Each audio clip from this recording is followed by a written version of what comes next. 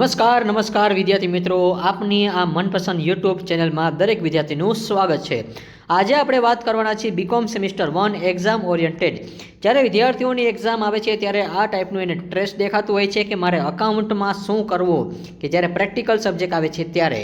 પરંતુ don't worry, BCom students માટે આપણે આવ્યા છીએ ટોપર્સ પ્રીમિયમ PDF નોટ્સ, જે તમને ક્યાંથી ઉપલબ્ધ થશે તો કે SGC નામની એક એપ્લિકેશન છે।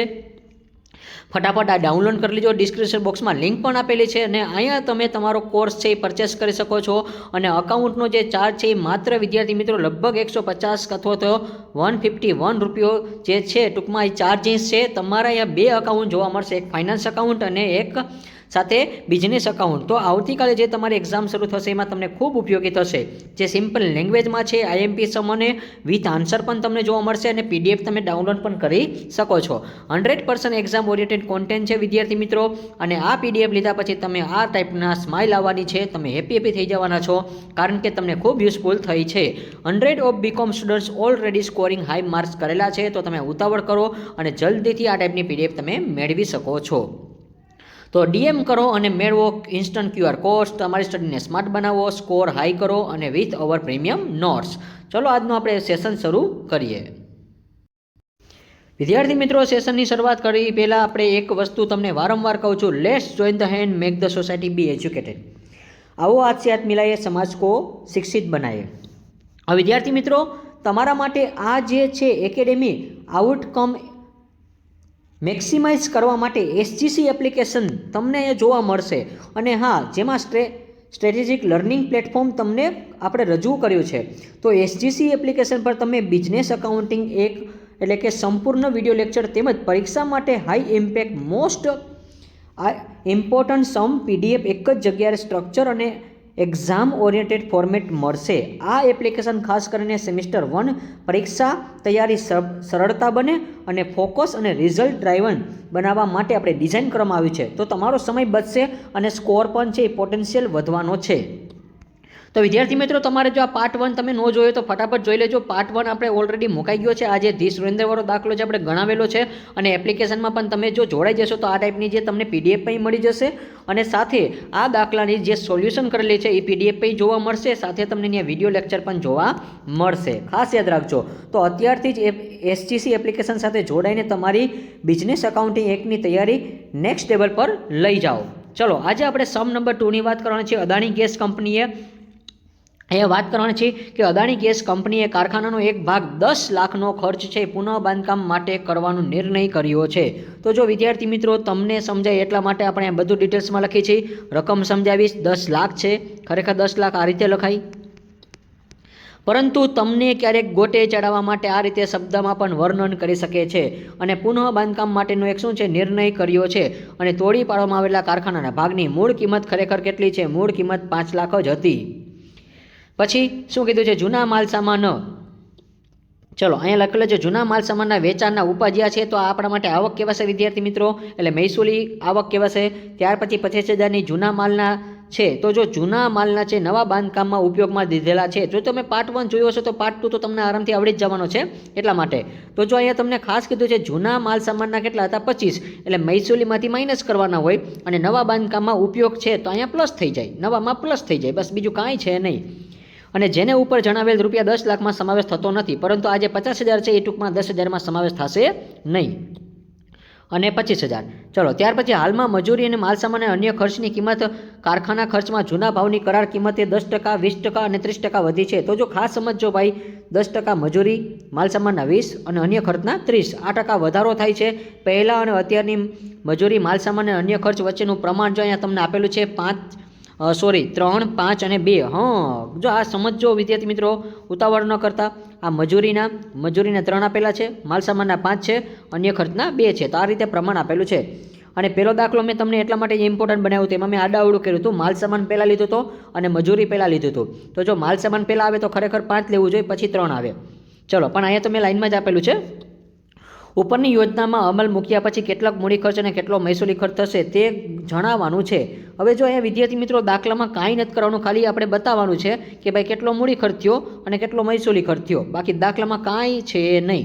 બહુ સિમ્પલ દાખલો છે। જો પાર્ટ 1 તમે જોયો હશે તો પાર્ટ 2 તમને આવડી જ જવાનો છે, સ્યોરિટીવાળો। અને જો વધારે ડિટેલ્સમાં ભણવું હોય તો એસજીસીની એપ્લિકેશન ડાઉનલોડ કરી લો. ત્યાં તમે તમારો કોર્સ પરચેસ કરી શકો છો. તમારો જે વિષય છે ફાઇનાન્સ એકાઉન્ટ અને મેનેજમેન્ટ એકાઉન્ટ એ બંનેના વિડીયો તમને ત્યાં જોવા મળશે. Adani gas company decided to rebuild a part of factory at cost of 10 lakh rupees. હવે જે 10 લાખ રૂપીસ આપેલું છે. પછી the original cost of the demolished part of the factory 5 lakh rupees. હવે એને ખરેખર એને મૂળ કિંમત તો કઈ કીધી છે, ઓરિજિનલ કિંમત કેટલી છે, બેસિક પ્રાઇસે કહેવાય અને કોસ્ટ પ્રાઇસે કહેવાય, તો 5 લાખ રૂપીસ છે.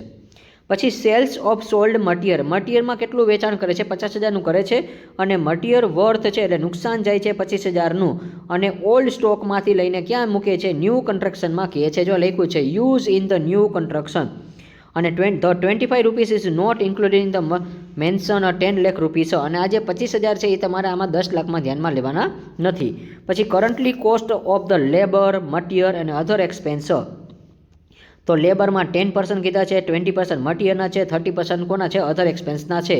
પછી શું લખ્યું છે અહીંયા, તો કે ઓલ્ડ ફેક્ટરી કોસ્ટ અને previously and currently the ratio between labour material અને અધર એક્સપેન્સ. તો જે તમને રેશિયો આપેલો છે લેબર મટીરિયર અને અધર એક્સપેન્સ, લેબરમાં 3 છે, મટીરિયરમાં 5 છે, અધર એક્સપેન્સમાં 2 છે. After the implementation about the project specific how much will be a capital and expenditure, how much will be a revenue. તો તમારે અહીંયા ખાલી માત્ર શું બનાવવાનું છે, રેવન્યુ અને ઓપરેટિંગ, એટલે કે મીન્સ કે ખાસ યાદ રાખજો વિદ્યાર્થી મિત્રો કે તમારે અહીંયા કેપિટલનું કેટલો ખર્ચ થયો છે અને ત્યાર પછી રેવન્યુ એક્સપેન્સ કેટલો થયો, આ બે જ વસ્તુ બતાવવાની છે. દાખલો ખૂબ સરળ છે, આરામથી દાખલાનો જવાબ આવી જશે અને તમે દાખલાનો જવાબ જોશો તો તમને થશે કે સર 10 માર્કમાં સમ પૂછાય છે. વાહ, 10 માર્કમાં પૂછાય છે, આરામથી 10 માર્ક આવી જવાના છે અને માત્ર 10 મિનિટમાં દાખલો પતી જવાનો છે. હવે આપણે જો 6 મિનિટ તો આપણે થઈ ગઈ છે, 7 મિનિટ થવા આવી છે, પરંતુ 3 થી 4 મિનિટમાં દાખલો પૂરો થઈ જશે. Statement the showing allocation of the capital and expenditure, આપણે એક શું બનાવ્યું છે, એક સ્ટેટમેન્ટ બનાવ્યું છે કે મહેસૂલી ખર્ચ અને મૂડી ખર્ચનું ફાળવણી પત્રક બતાવ્યું છે. પર્ટિક્યુલર એટલે કે મહેસૂલી ખર્ચ અને મૂડી ખર્ચ અહીંયા બતાવેલા છે. મૂળ કિંમત તમને અહીંયા આપેલી છે 5 લાખ રૂપિયા, કારણ કે એ લોકોએ કીધું હતું જે ધ્યાનમાં લખવાની હતી એ કે મૂળ કિંમત જ ધ્યાનમાં લેવાની છે. ત્યાં લખ્યું છે મૂળ કિંમત 5 લાખ હતી તો આપણે આ 5 લાખ જ ધ્યાનમાં લેવાની છે. ચલો, તો અહીંયા તમને જો 5 લાખ રૂપિયા આપેલા છે, જો બેઝ ઓરિજિનલ કોસ્ટ કેટલા છે, 5 લાખ રૂપીસ આપેલા છે.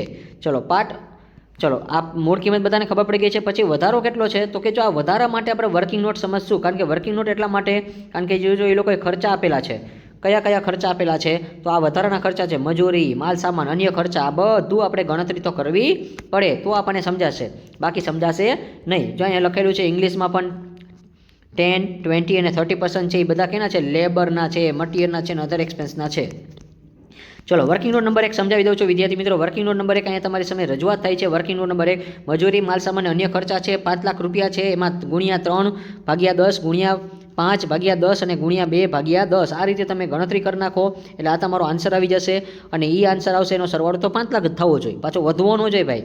આનો તમે સરવાળો કરો તો 5 લાખ. હવે આના 10% કરવાના, 20% કરવાના, 30% કરવાના, એવું ક્યાં કીધું તું? ચલો જોઈ શકો છો અહીંયા ગુજરાતીમાં પહેલાં બતાવી દઉં. મજૂરી, માલ સામાન ને અન્ય ખર્ચા, બસ કાંઈ કર્યું નથી આપણે, સિમ્પલ છે. 5 લાખ રૂપિયા જે કીધા હતા અહીંયા જે તમે જોઈ શકો છો 5 લાખ રૂપિયા છે, એ 5 લાખને તમારે ડિસ્ટ્રીબ્યુશન કરવાના છે. ચલો ડિસ્ટ્રીબ્યુશન કઈ રીતે કરવાના છે, તો કે અહીંયા પ્રમાણ આપેલું છે ગુણ્યા 3 પછી ગુણ્યા 5 અને ગુણ્યા 2, આ રીતે, અને પછી ભાગ્યા 10 કરી નાખવાનું છે, બીજું કાંઈ છે નહીં. અને એના ઉપર તમારે ટકાવારી શોધવાની છે, 10%, 20% અને 30%. ચલો બધું લાઇનમાં જ આપેલું છે એટલે કાંઈ આપણને અઘરું નહીં પડે. આઈ હોપ કે તમને આ સમજાઈ ગયું હશે. ચલો આ ગણતરી તમે કરી નાખજો. 10% કરવાના, આ જે રકમ મળી છે એના તમારે 20% કરવાના, અહીંયા તમારે 30% કરવાના છે. 1, 2 ને 3 આ જોઈ શકો છો તમે તમારી સમક્ષ 15,000, 50,000 ને 30,000. ચલો આનો સરવાળો કરો એટલે 95,000 આવશે. 95,000 રૂપીસ છે. વર્કિંગનો નંબર 2 પ્રમાણે ભાવ વધારો છે. ચલો અહીંયા બધા નામ નથી લખવાના, લેબર છે, મટીરિયલ છે અને અધર એક્સપેન્સ એવું કાંઈ લખવાનું નથી, ડાયરેક્ટ 95,000 લખી નાખવાના છે. આ બેનો સરવાળો કરી નાખો, ડાયરેક્ટ 12 લખી નાખો. પછી નંબર 3 મૂડી ખર્ચ છે, એટલે એનો સૂત્ર શું છે, કુલ રોકડ ખર્ચ માઇનસ મહેસૂલી ખર્ચા. તો ખરેખર આપણો જે ખર્ચ છે એ ટોટલ રોકડ ખર્ચ કેટલો છે, 10 લાખનો હતો અને મહેસૂલી ખર્ચા જે એ કેટલા કર્યા છે, તો અહીંયા નંબર 2માં તમે જે કર્યા છે અહીંયા જે 5,95,000 છે એ આપણે અહીં ધ્યાનમાં લેવાના છે. અને 10 લાખ રૂપિયા અહીંયા તમને આપેલા છે એ. ચલો જોઈ શકો છો કે ડિસાઇડ રીબિલ્ડિંગ ફેક્ટરી કોસ્ટ, જો અહીંયા લખેલું છે કોસ્ટ ઓફ 10 લાખ રૂપીસ, અને ઇંગ્લિશમાં છે તો હવે ગુજરાતીમાં બતાવી દઉં કે ખરેખર એનો ખર્ચ કેટલો છે, પુનઃ બાંધકામ માટેનો ખર્ચ કેટલો છે, 10 લાખ રૂપિયા આપેલો છે. ચલો જોઈ શકો છો તમે આરામથી દાખલો સમજાઈ જાય એવો છે, બહુ સિમ્પલ દાખલો છે અને વિચાર કરો આ દાખલો તમને 10 માર્કમાં પૂછાઈ ગયેલો છે ઓલરેડી એક્ઝામમાં, અને આ સમ હું તમને સોલ્વ કરાવું છું કે 10 લાખ રૂપીસ આપેલા છે અને 95,000 રૂપીસ આપેલું છે. આ બેનું બાદબાકી કરો અને એને તમારે ક્યાં મૂકી દેવાનો છે, મૂડી ખર્ચ કહેવાશે, કારણ કે આપણે મૂડી ખર્ચ શોધ્યા છે એટલા માટે. ચલો 4 લાખ ને 5,000. ત્યાર પછી જૂના માલ સામાનનું વેચાણ, તો એ તો એમાં આપેલું છે વિદ્યાર્થી મિત્રો, તમે વાંચો તો ખબર પડી જાય. ચલો ઓલરેડી 2-3 દાખલા ગણો આ ટાઈપના, તમારે આ ટાઈપના પેપર આવશે કે માલ સામાનનું વેચાણ છે, ઉપજ્યા એટલે ધંધામાં રોકડ આવે છે તો મહેસૂલી આપણે ઇન્કમ કહેવાશે.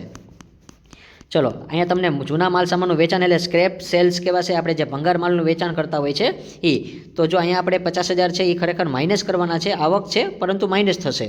ચલો ત્યાર પછી તમારે શું કરવાનું છે, હવે નંબર એના પછીનું જે શોધવાનું છે એ કે 25,000 રૂપિયા આપણે કીધા હતા, શું લખેલું છે તો કે મટીરિયલ વર્થ છે એ શું છે, ઓલ્ડ સ્ટોક છે, એને તમારે ન્યૂ સ્ટોકમાં લઈ જવાનો છે, તો અહીંથી માઇનસ કરવાના છે. ચલો બીજું કાંઈ છે નહીં, દાખલો પૂરો થઈ ગયો છે. ચલો આ 25,000 છે એ કેના છે, જૂના વેલ્યુ છે, એટલે જૂની વેલ્યુ હોય હંમેશા ક્યાં લખાય, ખાસ યાદ રાખજો મહેસૂલી ખર્ચમાં લખાશે, રેવન્યુમાં. અને ત્યાર પછી નવામાં લઈ જાય એટલે મૂડી તરીકે કામમાં આવશે, અહીંયા પ્લસ થશે. બસ આપણા પાસે આ જ દાખલામાં માંગ્યું હતું. શું માંગ્યું હતું, જો તમે જોઈ શકો છો કે ઉપરની બધી વસ્તુ નાખ્યા પછી તમારે શું કરવાનું છે, અમલ મૂક્યા પછી મૂડી ખર્ચ અને મહેસૂલી ખર્ચ કેટલો જણાવવો છે એ જણાવવાનું છે.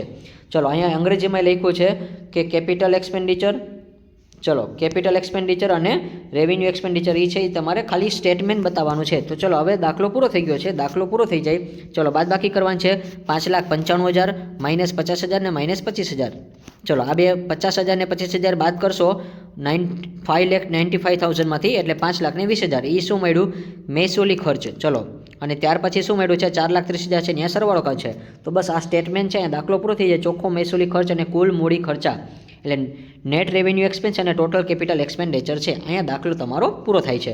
અને વધારે ડિટેલ્સમાં ભણવું હોય તો એસજીસીની એપ્લિકેશન ડાઉનલોડ કરી લેજો. આજે તમારા માટે તક છે અને અહીંયા તમને ખૂબ જ પ્રીમિયમ વિડીયો છે અને સાથે PDF છે, અને માત્ર આ જે ચાર્જ છે એ 151નો છે, એટલે કે 151 રૂપિયાનો ચાર્જ છે. તો વિદ્યાર્થી મિત્રો આ વિડીયો તમને કેવો લાગ્યો છે ખાસ કોમેન્ટમાં જણાવજો, અને આવા જ અવનવા વિડીયો IMP જોવા માટે તમારે ખાસ SGCને ફોલો કરવું પડશે. Like this video, share this video, follow with SGC. Thank you for watching this video. Tata, bye bye.